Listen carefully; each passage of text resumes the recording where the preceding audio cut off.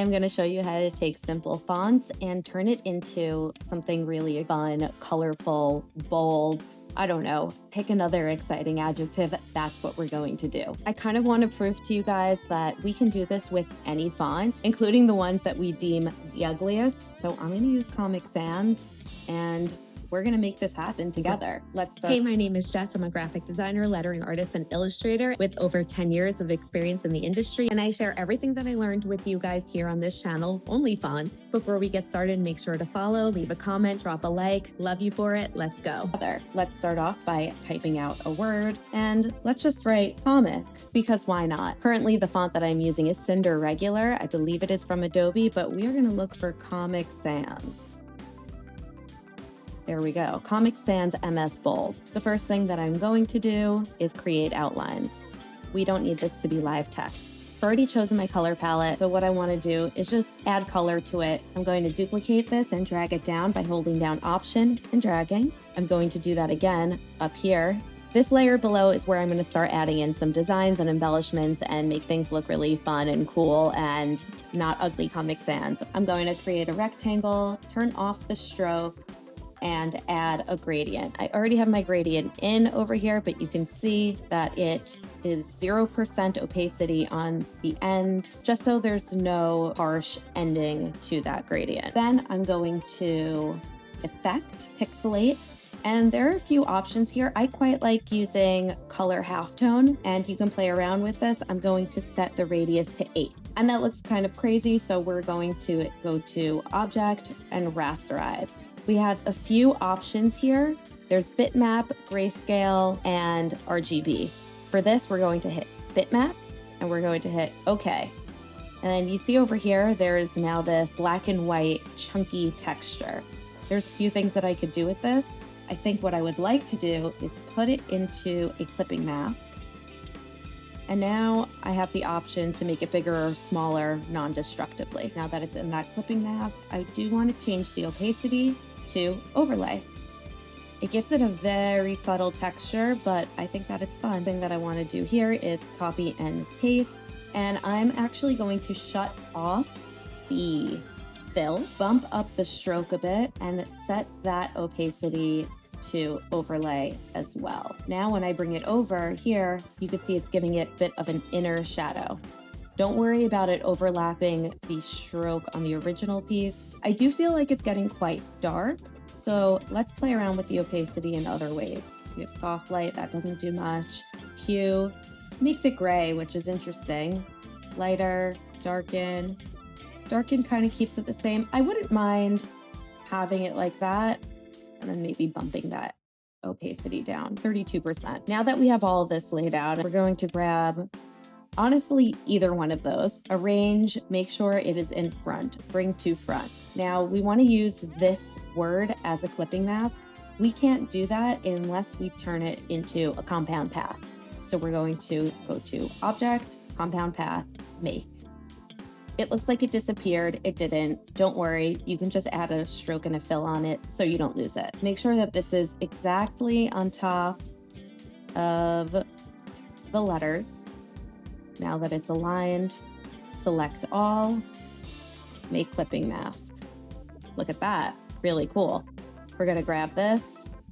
We're going to take off of the fill, arrange, bring to front, and let's align these together. So we're already getting somewhere with looking pretty interesting. I do notice that the alignment here is a bit off, so I'm going to fix that. There we go. Align it together. I already think that that's looking really cool. I want to try something here. I am going to right-click and hit Smooth. Now I can play around like this. Obviously, it doesn't look like Comic Sans anymore, but I just want it to be a little softer. I think that's all right. I also think that this shadow can come out quite a bit.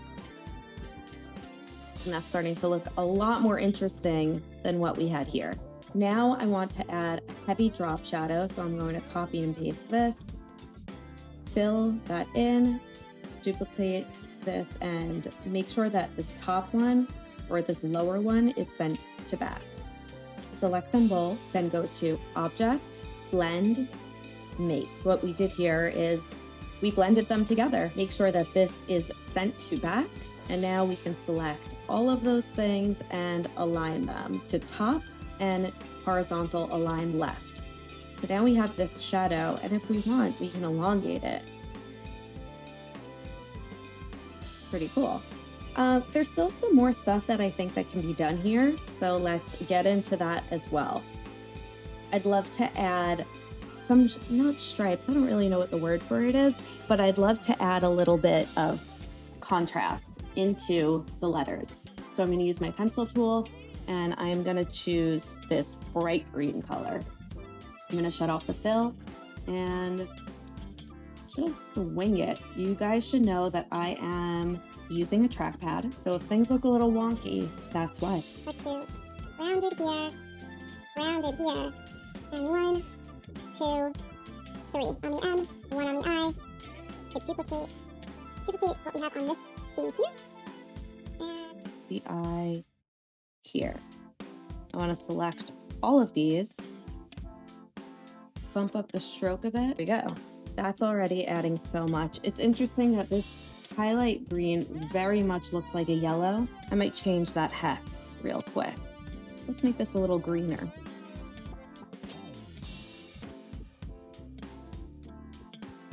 It's a bit more green. Now it's hurting my eyes. So maybe right there. That works. Wonderful. It looks cool. I still don't think it's done. Now we're going to select everything, duplicate it, and bring it down. We're going to click on the black background that we created and go to Expand. Hit OK. All of the instances that we created over there are existing individually. We are going to go to the Pathfinder and Unite. Same thing here. We're going to select everything and hit Unite. Oops, okay, this is what happened. So this is not a vector, which is why it's not able to be united with the rest of the pieces.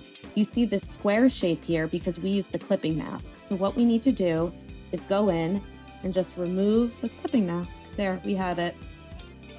Let's go back to uniform. Let's use this green. I think it could be cool. I want to go to Object, Path, Offset Path. We're gonna offset this path by 0.1. Let's do 0.15. This measurement is definitely going to depend on the size of your artboard. So play around, experiment, all that. I can hit Unite here, but I'm just using the Shape Builder tool because it's fun to drag this around sometime. Now we're gonna hit Arrange, Send to Back, and here we go. It's really starting to take shape. I mean, we went from this to this, and we still are not, whoops. We still are not quite finished. We're gonna do this yet again. We're gonna hit Object, Path, Offset Path. We're gonna bring that in a bit. So it's gonna be 0.1 instead of 0.15. And what do we think of the pink? Actually, I like that. I wanna grab, select, same stroke color. Let's group these together. And I want to expand appearance. So now they're a shape, they're no longer strokes. And I think I want to see how it looks. Let's do one more offset, Object, Path, Offset Path. Let's make this one a little bigger. And change this one to, yeah, let's do the green. Great. Now I'm wondering if we should have the green on the inside. That could be cool.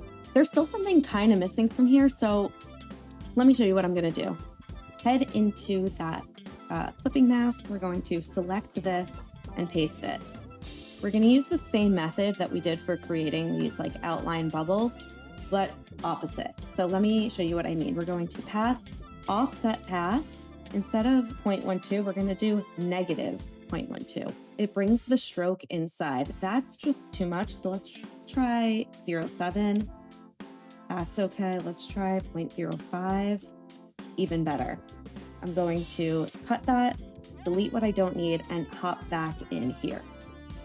Now that we have this, we drop this in here, and maybe the color's white. I think that looks really cool, actually. And yes, there were quite a few steps, but it is an easy way to take something so blah and boring or sad like Comic Sans and make it a lot more exciting.